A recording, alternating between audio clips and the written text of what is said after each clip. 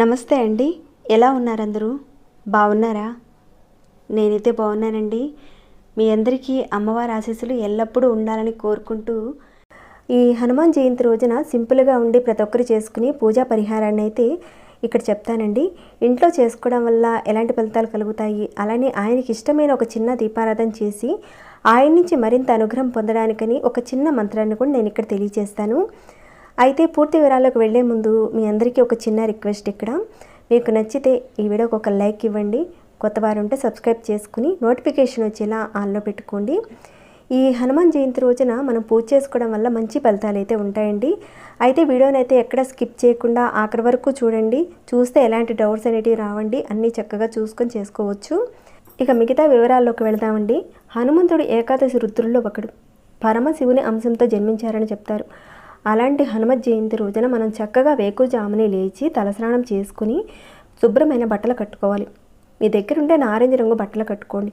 అవి అందరి దగ్గర ఉండొచ్చు, ఉండకపోవచ్చు కదా. ఉన్నట్లయితే తప్పకుండా కట్టుకోండి. లేదంటే నారింజ రంగు మిక్స్డ్ ఉన్న బట్టలు అయినా సరే కట్టుకోండి. ఆ రోజున మీ పూజా రూమ్లో కానీ లేదంటే మీకు వీలైన చోట ఒక పీటను అనేది ఏర్పరచుకొని ఆ పీటకు చక్కగా గంధం కుంకుమ బొట్లు పెట్టండి. తర్వాత ఒక క్లాత్ అనేది పరిచి ఆ క్లాత్ మీద అరిటాకును వేయండి. ఇలా వేయడానికి ఒక కారణం అయితే ఉందండి. ఏంటంటే ఆంజనేయ స్వామి వారు ఎక్కువగా తమలపాకు తోటల్లోనూ అరటి తోటల్లోనూ ఆయన బాగా ఇష్టంగా విహరించేవాడట. అలానే అరటి తోటల్లో హనుమంతుడికి పూజ చేస్తే 1,000,000 రెట్ల ఫలితం వస్తుందని మన పెద్దలైతే చెప్తారు. అరటి తోటలో పూజ చేసే సౌకర్యం అందరికి ఉండొచ్చు, ఉండకపోవచ్చు కదండి. దానికని ఇక్కడ అరిటాకుని అనేది పెట్టడం జరిగింది. ఇలా చేస్తే ఆయన చాలా బాగా ఇష్టపడతాడు. మీకు అవైలబుల్గా అరిటాకు దొరికితే కనుక తప్పకుండా ఇలా చేయండి. మాకు దగ్గరలో ఎక్కడ దొరికే అవకాశం లేదండి అనేవాళ్ళు కనీసం ఒక పీట ఏర్పరిచి ఆ పీట మీద క్లాత్ ఏర్పరిచి ఆంజనేయ స్వామి యొక్క పటం పెట్టుకోవాలి. మీ దగ్గర ఏదైతే పటం ఉందో ఆ పటం పెట్టుకోండి. లేదంటే సీతారాములతో కలిసి ఉన్న ఆంజనేయ స్వామి పటమైనా సరే పెట్టుకోండి. లేదా విగ్రహం ఉన్నా కానీ విగ్రహమైనా పెట్టుకోవచ్చండి. తర్వాత ఆంజనేయ స్వామి వారికి సింధూరంతో బొట్లు పెట్టండి. సింధూరం అంటే ఆయనకి ఇష్టం అండి. కాబట్టి మామూలు బొట్లు అనే దానికంటే కూడా ఆంజనేయ స్వామివారికి సింధూరంతోనే పెట్టాలి. ఇక ఆంజనేయ స్వామివారి నుంచి అనుగ్రహం మరింతగా పొందాలంటే ఒక దీపారాధన గురించి కూడా మనం ఇందాకే అనుకున్నాం. దానికని ఆయనకి ఇష్టమైన అరటి చెట్టు నుంచి తీసిన అరటి నార ఒత్తులతో దీపారాధన అనేది చేసుకోబోతున్నాం. ఆర్థికంగా ఎవరైతే బాధపడుతున్నారో అలానే ఎవరైతే ఎక్కువగా భయపడుతుంటారో వాళ్ళకి మనోధైర్యం వస్తుంది. అలానే ఇంట్లో భార్యాభర్తల మధ్య అన్యోన్యత అనేది చాలా ఎక్కువ అవుతుందండి మనం ఆంజనేయ స్వామివారికి పూజ చేసుకోవడం వల్ల. ఎందుకంటే సీతారాముల్ని ఎంత చక్కగా కలిపారో మీ అందరికీ తెలుసు. ఆయన అలానే భార్యాభర్తల మధ్య అన్యోన్యత పెంచడానికి ఆంజనేయ స్వామివారి యొక్క పూజ అనేది చాలా చాలా ఉత్తమం అండి. ఆ రోజు మీకు ఆంజనేయ స్వామివారికి కుదిరితే కనుక తప్పకుండా తమలపాకు దండ వేయండి. మామూలుగా చెప్పాలంటే మంగళవారం రోజున కానీ శనివారం రోజున కానీ ఆంజనేయ స్వామివారికి తమలపాకు మాలను అనేది వేస్తే చాలా మంచిది. ఎవరైతే ఆర్థికంగా బాధపడుతున్నారో అలానే ఎవరైతే ఎక్కువగా భయపడుతున్నారో పిల్లలు ఉన్నట్టుండి ఉలిక్కి పడిపోవడము, ఏదో చూసి భయపడము ఇలాంటివి జరుగుతుంటే తప్పకుండా మీరు ఆంజనేయ స్వామివారికి పూజ చేసుకోవడం మాత్రం మర్చిపోకండి. ఈ హనుమత్ జయంతి రోజున మాత్రం మర్చిపోకండి, తప్పకుండా చేయండి. ఎందుకంటే కొన్ని పర్వదినాల్లో చాలా శక్తి అనేది ఉంటుంది. అలాంటి పర్వదినాలను మాత్రం మనం వదులుకోకూడదండి. ఇలాంటి సమస్యలతో మీరు బాధపడుతుంటే అరటి నార ఒత్తులతో దీపారాధన చేస్తే మంచి ఫలితాలు ఉంటాయి.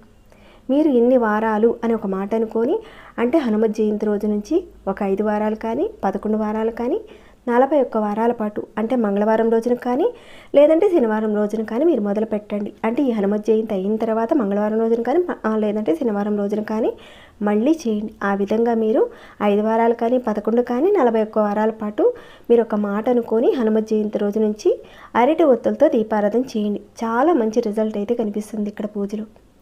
మీరు ఇక్కడ తమలపాకులతో పూజ చేసుకోవచ్చు.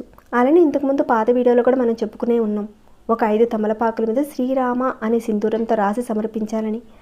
అలానే ఈ హనుమత్ జయంతి రోజున కూడా తప్పకుండా సమర్పించండి. కొంత కుదరక నేను చూపించలేకపోతున్నాను, కానీ తప్పకుండా మీరు సింధూరంతో రాసిన ఒక 5 తమలపాకులు అయితే పెట్టడానికి చూడండి. ఇక్కడ ఇంకా మీకు ఓపిక ఉంటే 108 ఆకుల మీద శ్రీరామ అని రాసి సమర్పించవచ్చు. ఆంజనేయ స్వామివారి యొక్క పూజలో మనం శ్రీరామ అనే నామం మాత్రం తప్పకుండా మన మనసులో అనుకుంటూ చేయాలి. రామనామం ఎక్కడైతే వినిపిస్తుందో అక్కడికి వచ్చి చేతులు జోడించి కూర్చుండిపోతాడు ఆ ఆంజనేయ స్వామివారు. ఎప్పుడైతే మనం పూజ మొదలు పెడుతున్నామో ఇక అప్పటి నుంచి శ్రీరామ అనే నామాన్ని జపించుకుంటూ అలానే ఆంజనేయ స్వామి వారి యొక్క నామాన్ని శ్రీ ఆంజనేయం, ప్రసన్నాంజనేయం, ఓం ఆంజనేయ నమః, ఓం హనుమతే నమః అని ఇలాంటి మంత్రాలు కానీ మీరు అనుకుంటూ పూజను స్టార్ట్ చేసుకోవాలి. విగ్రహం ఉంటే ఆంజనేయ స్వామి విగ్రహానికి చక్కగా పంచామృతాలతో అభిషేకాలు చక్కగా చేయండి. స్వామివారిని చక్కగా పూజ చేయండి. చిత్రపటం ఏదైనా పెట్టుకోవచ్చండి. కొంతమంది అన్నారు తోకతో ఉన్న ఆంజనేయ స్వామి వారి చిత్రపటాన్ని ఇంట్లో ఉంచుకోవచ్చా అన్నారు. తోకతో ఉన్న చిత్రపటాన్ని పెట్టుకోవచ్చండి. అలానే పంచముఖ ఆంజనేయ స్వామి వారి చిత్రపటాన్ని కూడా పెట్టుకోవచ్చు. తప్పేమీ లేదు, ప్రాబ్లం ఏమి ఉండదండి, పెట్టుకోవచ్చు. అలా పెట్టుకుని ప్రతిరోజు ఆయనకు పూజ చేస్తే చాలా చాలా ఉత్తమం అండి. ఎలాంటి భయాలు ఉండవు. ఇంట్లో చాలా వరకు ప్రశాంతత అనేది ఉంటుంది. నెగిటివ్ ఎనర్జీ పోతుంది. ఇక్కడ ఒక మాట చెప్పాలండి మీ అందరికీ, మన సబ్స్క్రైబర్స్లో 2-3 అన్నారు కాస్త వీడియోస్ అయితే లెంత్ అవుతున్నాయండి, కాస్త తగ్గించమని చెప్పారు. ఇక్కడ నా మాట ఏంటంటే, ఇక్కడ 1 మినిట్ వీడియోని చూడగానే మీకు అర్థమయ్యే విధంగా నాలెడ్జీ కొందరికి ఉంటుంది. కొంతమంది అనుకోండి నాలాంటి వాళ్ళు ఉంటారు కొందరు, కాస్త విడమరిచి చెప్తే కానీ బాగుంటుంది అనిపిస్తుంది. ఇక్కడ ఒకటేనండి నేను చెప్పేది, యూట్యూబ్ అన్న తర్వాత ప్రతి ఒక్కరు వచ్చి చూస్తారు. కొత్తగా పెళ్ళైన వారి దగ్గర నుంచి 60 ఏళ్ళ వాళ్ళు, 80 ఏళ్ళ వాళ్ళు అలా అందరూ వచ్చి చూస్తారు. ఒక్కొక్కరికి ఒక్కొక్క నాలెడ్జీ ఉంటుంది, ఐక్యూ ఉంటుంది. ప్రతి ఒక్కరికి అర్థమయ్యేలా ఒక యూట్యూబర్స్ అన్నవాళ్ళు నాకు తెలిసి చక్కగా అర్థమయ్యేలా చెప్పాలనుకుంటానండి. దానివల్ల కాస్త లెంత్ అవ్వచ్చు వీడియో. అలానే పూజల్ని ఏ పద్ధతిలో చేయాలనేది అసలు తెలియని వాళ్ళ దగ్గర నుంచి తెలిసే వరకు నేను చక్కగా ట్రై చేసి చెప్తూనే ఉన్నాను. అలానే పరిహారాలు కూడా నేను చెప్తున్నాను. దానివల్ల కాస్త లెంత్ అవ్వచ్చండి. తెలియని వాళ్ళు తెలుసుకోవాలి కదండి, తెలియచేసేలా మనం చెప్పాలి కదండి. సో ఇది కాస్త మీరు అర్థం చేసుకుంటారనుకుంటున్నాను. ఇక ఇక్కడ ఆంజనేయ స్వామి వారికి పూజ చేసుకున్నా కానీ మొట్టమొదటిగా వినాయకుడికి పూజ చేసుకోవాలి కాబట్టి వినాయకుడి విగ్రహం పెట్టుకుని ముందుగా ఒక 2 కుందులు పెట్టుకొని ఇక్కడ నేను మీకు చేసి చూపించిన అరటినార ఒత్తులు ఉన్నాయి కదండి, వాటితో చక్కగా దీపారాధన అనేది చేసుకోవాలి. ఇంతేనండి, చాలా సింపుల్గా మనం చేసుకోవచ్చు. ఈ మాత్రం చేసుకున్నా చాలండి.